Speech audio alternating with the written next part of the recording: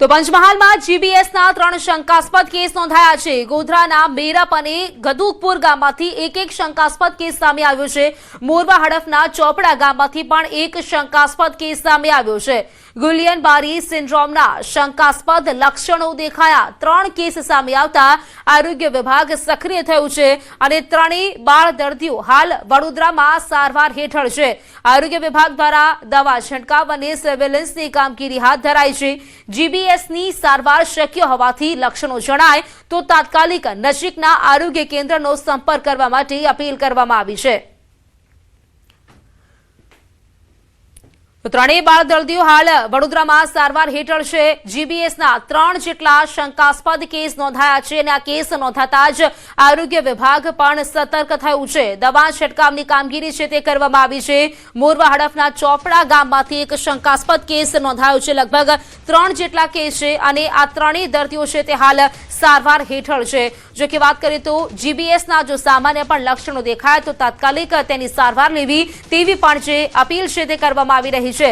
હાલ તો જીબીએસની જે સારવાર છે તે શક્ય હોવાથી લક્ષણો જણાય તો તાત્કાલિક નજીકના આરોગ્ય કેન્દ્રના સંપર્ક કરવા માટે પણ અપીલ કરવામાં આવી છે। હાલ તો આ ત્રણેય જે બાળ દર્દીઓ છે તે સારવાર હેઠળ છે। તો પંચમહાલમાં આ 3 જેટલા શંકાસ્પદ કેસ નોંધાયા છે। મેરપ અને ગદુકપુર ગામમાંથી એક કેસ સામે આવ્યો છે તો મોરવા હડફના ચોપડા ગામમાંથી પણ એક શંકાસ્પદ કેસ જાણકારી મેળવી છે। સંવાદદાતા રાજેશ પાસેથી। રાજેશ, જીબીએસના 3 શંકાસ્પદ કેસ જાણકારી શું આ મામલે? ચોક્કસ પંચમહાલ જિલ્લાની વાત કરવામાં તો મહીસાગર બાદ હાલ પંચમહાલ જિલ્લામાં પણ જીબીએસના 3 જેટલા શંકાસ્પદ કેસના લક્ષણો ધરાવતા કેસ નોંધાયા છે। જેમાં ગોધરા તાલુકાના મેરપ ગામ, ગદુકપુર ગામ અને મોરવા હડફના ચોપડા ગામમાં મળીને 3 જેટલા જે શંકાસ્પદ બાળકો મળ્યા છે। તમામ બાળકો હાલ સારવાર હેઠળ વડોદરા ખાતે રાખવામાં આવે છે। આરોગ્ય વિભાગ પણ હાલ જે છે સર્વેલન્સની કામગીરી અને દવા છંટકાવની કામગીરીમાં જોતરાયો છે। હાલ નજીકના આરોગ્ય કેન્દ્ર ખાતે પણ જે સર્વેલન્સ છે તે ચાલી રહી છે। સાથે સાથે જ આરોગ્ય વિભાગ દ્વારા જાહેર જનતાને અપીલ પણ કરવામાં આવી રહી છે કે કોઈ પણ વ્યક્તિને આ પ્રકારના રોગના લક્ષણો જણાય તો તાત્કાલિક આરોગ્ય વિભાગ અને જે સરકારી તબીબો અથવા હોસ્પિટલ છે તેને જાણ કરી અને સારવાર લેવા માટે જણાવાયું છે। જી રાજેશ, આભાર આપની જાણકારી માટે। ભાવનગર ઝેરી દારૂ કાંડમાં વધુ એકનું મોત થયું છે। ઝેરી દારૂ પીવાથી મોતનો આંકડો 10 પર પહોંચી ગયો છે। ઝેરી દારૂ પીવાથી 61 લોકોને તેની અસર થઈ છે। હજુ પણ 3 વ્યક્તિઓની હાલત અતિ ગંભીર હાલતમાં હોવાનું કહેવાય રહ્યું છે અને 17 દર્દીઓ હાલ સારવાર હેઠળ છે। હાર્દિક કિલજીએ સરટી હોસ્પિટલમાં દમ તોડ્યો તો હજુ પણ 3 વ્યક્તિઓની હાલત અતિ ગંભીર છે। વાત કરીએ તો જે મોતનો આંકડો છે તે 10 પર પહોંચી ગયો છે અને 17 જેટલા દર્દીઓ હાલ સારવાર હેઠળ છે। ભાવનગરમાં ઝેરી દારૂ કાંડમાં વધુ એકનું મોત થયાનું સામે આવ્યું છે અને એકનું મોત થયા બાદ મોતનો આંકડો હવે 10 પર પહોંચી ગયો છે। લગભગ 61 જેટલા લોકોને આ ઝેરી દારૂ પીવાથી અસર થઈ છે અને હજુ પણ 3 એવા વ્યક્તિઓ છે તેઓ ગંભીર હાલતમાં છે। તો 17 જેટલા દર્દીઓ સારવાર લઈ રહ્યા છે, 3 જેટલા દર્દીઓ અતિ ગંભીર હાલતમાં છે અને અત્યારે વધુ એકનું મોત થયાનું સામે આવ્યું છે। મોતનો આંકડો છે તે 10 પર પહોંચી ગયો છે। ઝેરી દારૂ પીવાથી આ મોતનો આંકડો હવે એક પછી એક વધી રહ્યો છે અને છેલ્લે 10 પર આંકડો અટકેલો જોવા મળી રહ્યો છે। મહેસાણા એલસીબીની મોટી કાર્યવાહી। ડ્રોનની મદદથી દેશી દારૂની ભઠ્ઠીઓ પર દરોડા પાડવામાં આવ્યા। 23,600 લીટર દેશી દારૂમાંથી વપરાતો વોશ ઝડપાયો છે। 190 લીટર દેશી દારૂ, 247 બોટલ વિદેશી દારૂ જપ્ત કરવામાં આવ્યો છે તો પોલીસે 7,62,000નો મુદ્દામાલ સાથે 13 જેટલો ગુનો નોંધ્યો છે।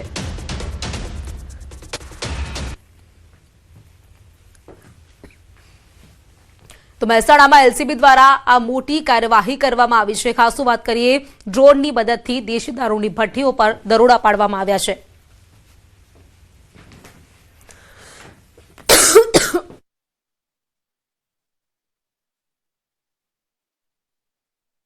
તો જાણકારી મેળવીશું સંવાદદાતા કેતન પાસેથી। કેતન, ડ્રોનની મદદથી ભઠ્ઠીઓ પર દરોડા પાડવામાં આવ્યા છે, કેટલો મુદ્દામાલ જપ્ત કરાયો, કેટલો દારૂ?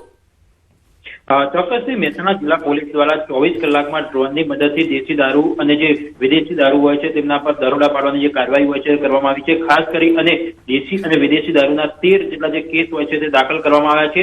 23,600 જેટલી જે લીટર દેશી દારૂ હોય છે જેનો વોચ હોય છે તે પણ ઝડપી પાડવામાં આવે છે.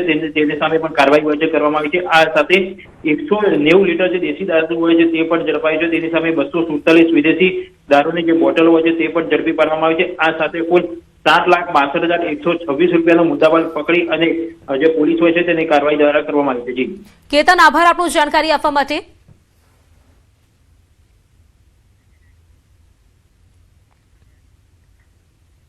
તો મહેસાણામાં ડબ્બા ટ્રેડિંગનું કૌભાંડ ઝડપાયું. શેર બજારમાં રોકાણના નામે છેતરપિંડી કરતા હતા. મલેકપુરમાંથી 4 આરોપીને એલસીબીએ ઝડપી પાડ્યા છે. તો એપ દ્વારા શેર બજારની વધઘટ બતાવીને ઠગાઈ કરવામાં આવતી હતી. પોલીસે 8 મોબાઈલ સહિતનો મુદ્દામાલ જપ્ત કર્યો છે. એક કિશોર સહિત 4 આરોપી સામે ગુનો નોંધાયો છે. તો એપ દ્વારા ઠગાઈ કરવામાં આવતી હતી. એક કિશોર સહિત 4 આરોપી સામે ગુનો નોંધાયો છે. ડબ્બા ટ્રેડિંગ સામે ગુનો નોંધવામાં આવ્યો છે. ખાસ તો આ કૌભાંડ ઝડપાયું છે. તેમાં એક એપ મારફતે લોકોને જોડતા હતા અને તેમની સાથે છેતરપિંડી કરવામાં આવતી હતી. શેર બજારમાં રોકાણના નામે તેઓ લોકો સાથે છેતરપિંડી કરતા હતા. બોટાદમાં ભાંભણ રોડ પર રહેણાંક મકાન ધરાશાયી થયું. અક્ષરવાડી વિસ્તારમાં મકાન ધરાશાયી થતા અફરાતફરી મચી ગઈ. બાંધકામ દરમિયાન મકાન ધરાશાયી થયું, જેમાં 4 લોકોનો આબાદ બચાવ થયો છે. ઘર વખરી કાટમાળ નીચે દટાઈ ગઈ અને લાખોનું નુકસાન પહોંચ્યું છે. ઘટનાની જાણ થતાં મામલતદાર અને પોલીસ પણ ઘટના સ્થળે પહોંચી ગઈ હતી. તો ભાંભણ રોડ પરની આ ઘટના છે, જ્યાં એક રહેણાંક મકાન ધરાશાયી થયું હોવાની સામે આવ્યું છે. બાંધકામ દરમિયાન આ મકાન ધરાશાયી થયું હતું અને લોકોના ટોળે પણ ઘટના સ્થળે ઉમટી પડ્યા હતા. જો કે આ ઘટનામાં 4 લોકોનો આબાદ બચાવ થયો છે અને આ ઘર વખરી પણ કાટમાળ નીચે દબાઈ ગઈ હતી. લાખોનું નુકસાન પહોંચ્યું છે અને ઘટનાની જાણ થતાં જ પોલીસનો કાફલો છે તે પણ ઘટના સ્થળે પહોંચી ગયો હતો.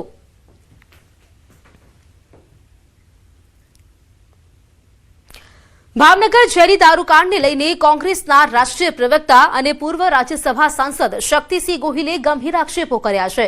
તેમણે બુટલેગરો, જુગારીઓ અને ગેરકાયદે પ્રવૃત્તિઓ સાથે સંકળાયેલા લોકોને આશ્રય મળતો હોવાનો આક્ષેપ કરી નૈતિક જવાબદારી સ્વીકારી રાજીનામાની માંગ કરી. ગોહિલે સવાલ ઉઠાવ્યો કે રઈસ છેલ્લા 2 મહિનાથી ગુજરાતમાં હોવા છતાં ઇન્ટેલિજન્સ બ્રાન્ચને તેની જાણ કેમ ન થઈ. તેમણે પ્રથમ મૃતક નરેન્દ્ર યાદવના પોસ્ટમોર્ટમ સહિત સમગ્ર મામલે ઊંડાણપૂર્વક તપાસની માંગ કરી છે અને મૃતકોના પરિવારજનો પ્રત્યે સંવેદના વ્યક્ત કરી છે. ઉજ્જૈનથી આવીને આપણા ગુજરાતમાં અનેક જગ્યાએ આ રીતે ઇંગ્લિશ દારૂની બોટલમાં ડુપ્લિકેટ દારૂ ભરીને બેફામ કામ કરતો હતો. ક્યાં હતી ઇન્ટેલિજન્સ બ્રાન્ચ? આપણી આઈબી બ્રાન્ચનું કામ છે આવી બધી બાબતોમાં ધ્યાન રાખવાનું. ભાવનગરમાં ઝેરી દારૂકાંડ મામલે કૃષિમંત્રી જીતુભાઈ વાઘાણી ભાવનગર પહોંચ્યા. મંત્રીએ અધિકારીઓ સાથે બેઠકનો દોર શરૂ કર્યો. મંત્રીએ અધિકારીઓ પાસેથી સમગ્ર ઘટનાની વિગતો મેળવ્યા બાદ પ્રેસ કોન્ફરન્સ કરી હતી. તેમણે જણાવ્યું કે ઘટનામાં 8 લોકોના મોત થયા છે અને 16 દર્દીઓને સારવાર બાદ ડિસ્ચાર્જ કરવામાં આવ્યા છે. પોલીસે 21થી વધુ ગુના દાખલ કરી 13 આરોપીઓને 10 દિવસના રિમાન્ડ પર લીધા છે. નિષ્કાળજી બદલ 2 પોલીસ અધિકારીઓ સહિત 4 કર્મચારીઓને સસ્પેન્ડ કરવામાં આવ્યા છે. નિષ્કાળજી ધ્યાનમાં આવી છે પ્રાઇમરી કે 2 પીઆઈને અને 5 જેટલા પોલીસ કર્મચારીઓ, જેમાં એક એએસઆઈ પણ આવી જાય છે, તેમને સસ્પેન્ડ કરી અને રાજ્ય સરકારે એ સખ્તાઈથી કામ કરવા માંગે છે એ માટેનું પણ આ પગલું એ લીધું છે. મંત્રીએ સ્પષ્ટ કર્યું કે દોષિત કોઈ પણ હોય તેને છોડવામાં નહીં આવે. વિપક્ષના વિરોધ અંગે જીતુ વાઘાણીએ કહ્યું કે આ મુદ્દાને રાજકીય ચશ્માથી જોવો યોગ્ય નથી.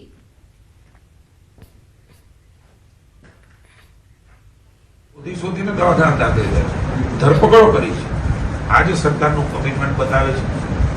રાજનીતિ કરવાના બદલે સાથે મળીને આપણે કામ કરીએ. અને હું તો વિનંતી કરું છું, એ પણ અમારા સાથી મિત્રો છે, સમાજ વ્યવસ્થા, સમાજના એડમિનિસ્ટ્રેશનો, સમાજની પોલીસ વ્યવસ્થાઓ વગર એકાબીજી વગર કોઈ વ્યવસ્થા ચાલવા નથી. આપ પણ જાણો કોઈ જગ્યાએ કોઈ ઘટના રાજ્યમાં બની કે કોઈ વ્યક્તિ, સમૂહ કે અધિકારી દ્વારા બની તો એના ઉપર ચોક્કસ પગલાં લેવાય. તો ગુજરાતમાં શ્રી હરિકોટા જેવું સેટેલાઇટ લોન્ચ સેન્ટર બનશે. હવે સેટેલાઇટ ઉડશે સૌરાષ્ટ્રમાંથી. કોડીનાર નજીક સેટેલાઇટ લોન્ચ પેડ બનાવાશે. ગુજરાત સરકાર બનાવી રહી છે સેટેલાઇટ લોન્ચ પેડ. વિજ્ઞાન અને ટેકનોલોજી મંત્રી અર્જુન મોઢવાડિયાએ આ જાહેરાત કરી છે. કોડીનારમાં સેટેલાઇટ લોન્ચિંગ સ્ટેશન ઊભું કરવાની તૈયારી છે. ગીર સોમનાથ જિલ્લામાં જમીન સંપાદનની પ્રક્રિયા છે તે હાથ ધરાઈ છે.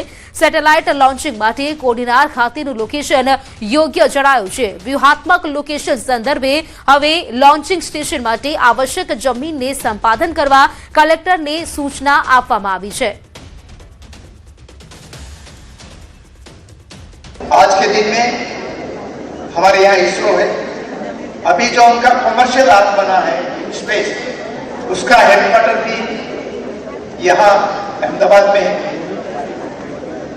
श्री हरिकोटा अभी हमारा एक लॉन्चिंग पैड था, दूसरा इन स्पेस ये सौराष्ट्र में कोडीनार के पास दूसरा ये लॉन्चिंग स्टेशन भी हम बना रहे हैं. हमारे एंटरप्रेन्योर के लिए हमने सारण के पास कोरज में गुजरात स्पेस पार्क बनाया हुआ है. उसमें सैटेलाइट मैन्युफैक्चरिंग के लिए एक यूनिट अजीज था, जो भी वो स्टार्टअप है उन्होंने वहाँ मैन्युफैक्चरिंग प्लांट बनाना शुरू कर दिया. ગરીબોને રડાવતી કસ્તુરી. ખાંડ બાદ ડુંગળીના ભાવ આસમાને પહોંચ્યા છે. અઠવાડિયામાં ડુંગળી 30% મોંઘી થઈ ગઈ છે. ઓછા પુરવઠાના કારણે ડુંગળીના ભાવ વધ્યા. અમદાવાદમાં ડુંગળીનો કિલોનો ભાવ 40 થી 50 રૂપિયા સુધી પહોંચી ગયો છે. ડુંગળીના ભાવ વધારાથી ગૃહિણીઓનું બજેટ ખોરવાયું છે. તો શાકભાજીના ભાવમાં પણ ધરખમ વધારો થયો છે. તો ખાંડ ભાવ હવે ડુંગળીના ભાવ પણ આસમાને પહોંચ્યા છે. અઠવાડિયામાં ડુંગળી લગભગ 30% જેટલી મોંઘી થઈ ગઈ છે. તે ડુંગળીનો ભાવ હવે 40 થી 50 રૂપિયા સુધી પહોંચી ગયો છે.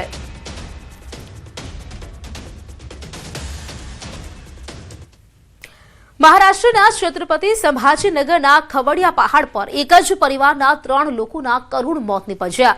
આત્મહત્યા કરવા પહાડની કિનારે ચઢેલા પુત્રને બચાવવા છતાં પિતા પણ સંતુલન ગુમાવી નીચે પટકાયા હતા. આ જોઈ માતાએ પણ પહાડ પરથી છલાંગ લગાવી દીધી હતી. ઘટનામાં પુત્ર કૃણાલ ચાંગુડે, પિતા મુરલીધર ચાંગુડે અને માતા સંગીતા ચાંગુડેના મોત નીપજ્યા છે. ઘટનાનો ચોંકાવનારો વીડિયો સામે આવ્યો છે. બચાવ માટે ફાયર બ્રિગેડની ટીમે પ્રયાસ કર્યો હતો, પરંતુ ત્રણેયને બચાવી શકાયા નહોતા. તો આ ઘટનો મહારાષ્ટ્રનો છે, જ્યાં એક આઈફોને 3 લોકોની જિંદગી લીધી છે. પુત્રએ આઈફોન માટેની જીદ કરી હતી અને તેને જીદ પૂરી કરવા માટે તે પર્વતના ટોચ પર પહોંચ્યો હતો અને ત્યાંથી મોતની છલાંગ લગાવી રહ્યો હતો. તે જ દરમિયાન તેના માતા પિતા પહોંચે છે અને પુત્રને બચાવવા માટે તેના પિતા પ્રયાસ કરે છે, પરંતુ પુત્રની સાથે તેના જે પિતા છે તેમનું પણ સંતુલન ખોરવાઈ જાય છે અને પિતા પુત્ર બંને પહાડ પરથી નીચે પટકાઈ જાય છે, જેનો આ ચોંકાવનારો વીડિયો પણ સામે આવ્યો છે. જો કે બંનેને નીચે પટકાતા જોઈ માતા પણ પોતે પહાડ પરથી નીચે છલાંગ લગાવી દે છે. ફક્ત એક આઈફોનની જીદે આ 3 લોકોની જિંદગી લીધી છે.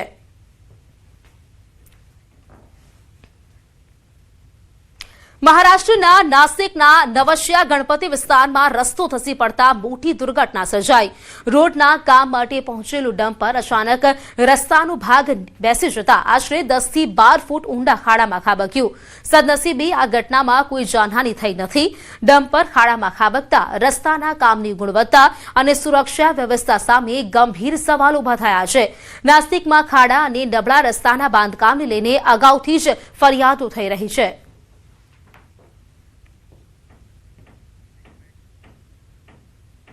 ભાવનગરમાં થયેલ ઝેરી દારૂ કાંડના પડઘા બનાસકાંઠામાં પડ્યા. બનાસકાંઠામાં ચાલતા દેશી દારૂના અડ્ડાઓ બંધ થયા. દાનેરાના ઓસ્પાલિયા તળાવ પાસે દેશી દારૂની પોટલીઓ જોવા મળી. તળાવ દારૂની ખાલી પોટલીઓના ઢગલાઓ જોવા મળ્યા હતા. પોલીસની રહેમ નજર હેઠળ બુટલેગરો બેફામ દારૂ વેચતા હોવાનો આરોપ લાગ્યો છે. ભાવનગર ઝેરી દારૂકાંડ બાદ પોલીસ એક્શનમાં આવતા બુટલેગરો ફરાર થઈ ગયા. દારૂના અડ્ડા ઉપરથી દારૂ પીનાર અને દારૂ વેચનાર ગાયબ થઈ ગયા. ભાવનગરમાં જે લઠ્ઠાકાંડ થયું છે તેના પડઘા બનાસકાંઠામાં પણ પડ્યા છે. પોલીસ દ્વારા હવે રહીને છેલ્લા 2 દિવસથી જે દારૂના અડ્ડાઓ ખુલ્લેઆમ ધમધમતા હતા તે દારૂના અડ્ડાઓને તો બંધ કરી દેવામાં આવ્યા છે, પરંતુ આ દ્રશ્યો જુઓ. આ ખુલ્લેઆમ અહીંયા દારૂના અડ્ડાઓ ચાલતા હતા અને અહીંયા મહેફિલ જામતી હતી, પરંતુ અત્યારે અહીંયા દારૂના અડ્ડાઓ ચલાવનારા કે દારૂ પીનારા તો નથી, પરંતુ દારૂ પીને જે પોટલીઓ ફેંકવામાં આવી છે, જે ગ્લાસ ફેંકવામાં આવ્યા છે, જે ચકનાઓ ફેંકવામાં આવ્યા છે તે આ ટીવી સ્ક્રીન પર આપ જોઈ શકો છો. મોટી સંખ્યામાં જ્યાં નજર કરીએ ત્યાં આ દારૂની પોટલીઓ જોવા મળે છે. આ જે ધાનેરા શહેરનું જે આ તળાવ છે, ઉસ્પાળિયું તળાવ છે, કરોડોના ખર્ચે ઉસ્પાળિયા તળાવની આજુબાજુ જે છે તે નગરપાલિકા દ્વારા પ્લાન્ટેશન લાઇટો નાખી હતી, તેમજ એક ટ્રેક પણ બનાવવામાં આવ્યો હતો, પરંતુ અસામાજિક તત્વો તેમજ દારૂના અડ્ડાઓ અહીં ધમધમતા હોવાથી લોકો અહીંયા આવતા નથી અને આ સમગ્ર જે તળાવ અને આ જે ટ્રેક છે તે અત્યારે અવાવરું પડ્યો છે. અને સામે શિવજીનું તેમજ ગોગ મહારાજનું મંદિર પણ આવેલું છે અને અહીંયા જ આ દારૂના અડ્ડાવાળાઓ બેસે છે અને ખુલ્લેઆમ અહીંયા દારૂ વેચે છે. અને આ દારૂના અડ્ડાવાળાને કહેવામાં આવ્યું છે કે તમે આ વેચશો તો અમે કેસ કરશું, એટલે દારૂના અડ્ડાવાળો તો અહીંયા જોવા નથી મળી રહ્યા. પરંતુ આ દ્રશ્યો ફરી આપને બતાવીશ. આ દ્રશ્યો જુઓ, આ ગાંધીનું એ ગુજરાત છે કે જ્યાં દારૂ બંધી છે અને જે આ ગાંધીનું એ ગુજરાત છે કે જ્યાં લઠ્ઠાકાંડ આ દેશી દારૂ અને વિદેશી દારૂના લીધે થાય છે. આ દારૂના અડ્ડાઓ તો બંધ કરાયા છે, હવે જોવાનું રહેશે કે કેટલા દિવસ સુધી આ ગાંધીના ગુજરાત અને બનાસકાંઠાની અંદર આ દારૂના અડ્ડાઓ બંધ રહે છે. કિશોર તુવર, ન્યૂઝ 18 ગુજરાતી, બનાસકાંઠા. રાજકોટ મનપાના ફૂડ વિભાગે શહેરમાં ફરાળી પેટીસ અને ફરાળી ખાદ્ય ચીજો વેચતા વેપારીઓ પર કાર્યવાહી કરી. 47 એકમોની તપાસ દરમિયાન અંદાજે 50 કિલો અખાદ્ય વાસી જથ્થો નષ્ટ કરવામાં આવ્યો. 5 વેપારીઓને નોટિસ આપવામાં આવી, જ્યારે 4 ફરાળી ખાદ્ય ચીજોના નમૂના લેવામાં આવ્યા. શ્રાવણ મહિનાની ખાસ ઝુંબેશ હેઠળ 4 રેસ્ટોરન્ટ સીલ કરવામાં આવી, જેમાં કુલ 5 પેઢીને સ્ટોરેજ લાયસન્સ, હાઇજેનિક કન્ડિશન બાબતે નોટિસ આપવામાં આવી. Jayramnath Chinese and Punjabi, Hare Krishna restaurant and food parcel, Om Sai Chinese, pav bhaji restaurant, Angel Chinese પંજાબીને નોટિસ ફટકારવામાં આવી.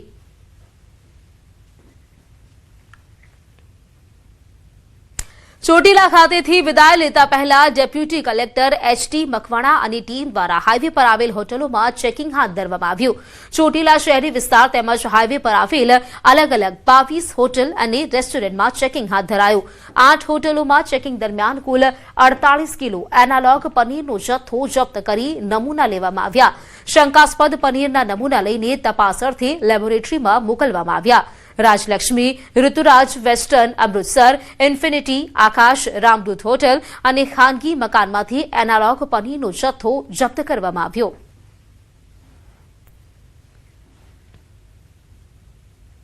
પોરબંદર એલસીબીએ કુતિયાળાના ટીમ્બીનેશ ગામમાં દરોડો પાડી નકલી દૂધ બનાવવાનું કૌભાંડ ઝડપી પાડ્યું છે. ભેંસના દૂધમાં પામોલિન તેલ અને મિલ્ક પાવડર ભેળવીને દૂધ તૈયાર કરવામાં આવતું હતું. સ્થળ પરથી 30 લીટર ભેળસેળયુક્ત દૂધનો નાશ કરવામાં આવ્યો છે. આ સાથે 75 કિલો મિલ્ક પાવડર, પામોલિન તેલના 14 ડબ્બા અને મિક્સર સહિતનો મુદ્દામાલ પણ જપ્ત કરવામાં આવ્યો છે. ફૂડ એન્ડ ડ્રગ્સ વિભાગે સેમ્પલ લઈને લેબોરેટરીમાં મોકલવાની કાર્યવાહી હાથ ધરી છે.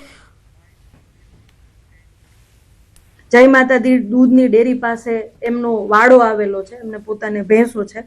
એ પોતે દૂધમાં ભેળસેળ કરી, ભેળસેળમાં મુખ્યત્વે કે પામોલિન ઓઇલ, અમૂલ દૂધનો પાવડર અને પોતાની ભેંસનું દૂધ, આ ત્રણેય મિક્સ કરી અને વેચે છે. રેડ દરમિયાન જે કોઈ પણ 30 લીટર ભેળસેળવાળું દૂધ હતું એ ફૂડ અને ડ્રગ્સ ડિપાર્ટમેન્ટની હાજરીમાં ત્યાં ને ત્યાં નાશ કરવામાં આવેલ છે. ફૂડ અને ડ્રગ્સ ડિપાર્ટમેન્ટે આ જે નકલી દૂધ છે એના સેમ્પલ લીધેલા છે. તો દિલ્હીમાં ભાજપની આજે 3 બેઠક, એક પછી એક 3 મહત્વની બેઠક થવાની છે. બીજેપીના નવનિયુક્ત પદાધિકારીઓની આ બેઠક છે. બીજેપી અધ્યક્ષ નીતિન નવીન બેઠકમાં હાજર રહેશે. નવનિયુક્ત પદાધિકારીઓના પરિચયને લઈને આ બેઠક છે. બેઠકમાં પૂર્વ પદાધિકારીઓ પણ હાજર રહેશે. તો પીએમ મોદીના જાહેર જીવનને 25 વર્ષ પૂર્ણ થવા પર બેઠક પીએમ મોદી @ 25 લઈને કાર્યક્રમો અંગે બપોરે 2 કલાકે બેઠક 25 વર્ષ પૂર્ણ થવા અંગેના જે કાર્યક્રમો છે તેની પર ચર્ચા કરવામાં આવશે. દેશભરમાં યોજાનારા કાર્યક્રમોની રણનીતિ પર મંથન થશે. તો સાંજે 6 વાગ્યે ભાજપ પ્રદેશ અધ્યક્ષોની બેઠક છે. તમામ રાજ્યોના પ્રદેશ અધ્યક્ષોની બેઠક થવાની છે. સંગઠન મહામંત્રીઓ અને વરિષ્ઠ નેતાઓ આ બેઠકમાં હાજર રહેશે. સંગઠનના વિસ્તરણ અને આગામી કાર્યક્રમો અંગે મહત્વપૂર્ણ ચર્ચા કરવામાં આવશે. ત્રણેય બેઠકોમાં સંગઠનના વિસ્તરણ અને આગામી કાર્યક્રમો અંગે મહત્વની ચર્ચા થવાની શક્યતા છે. જાણકારી મેળવીશું સંવાદદાતા ગૌતમ પાસેથી. ગૌતમ, બીજેપીની આજે 3 મહત્વની બેઠકો, જાણકારી શું આ મામલે?